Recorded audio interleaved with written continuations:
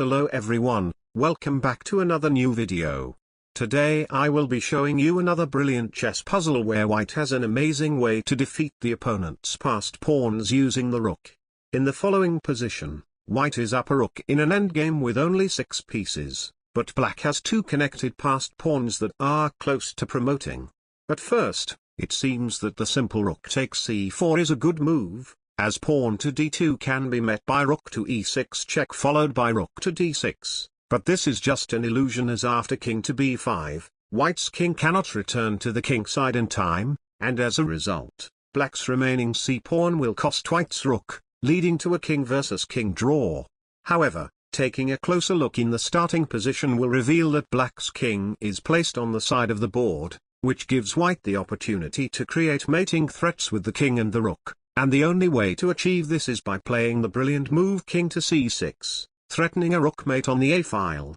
Since moving the king back is just met by rook takes c4 followed by rook to e7 and d7, stopping the d-pawn, black must move the king forward, allowing white to capture black's c5 pawn while maintaining the opposition. If black now plays pawn to e3, white can play rook to c3, and due to the threat of mate in one move, black will be forced to give up the d3 pawn, after which the e-pawn will quickly be captured as well. Therefore, black plays pawn to d2, since rook to c2 here allows black to promote and block the check with the queen, and the game will be a draw once again.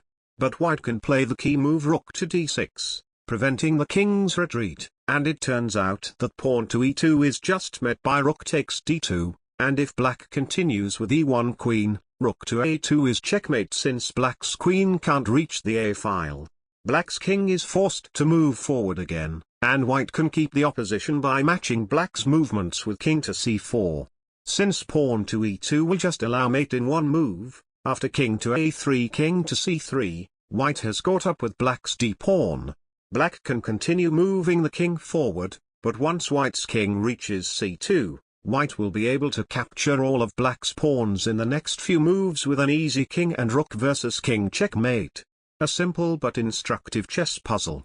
If you want to see more brilliant chess endgames like this, be sure to like and subscribe for more, as an amazing endgame study is coming very soon, and I will see you all in my next video.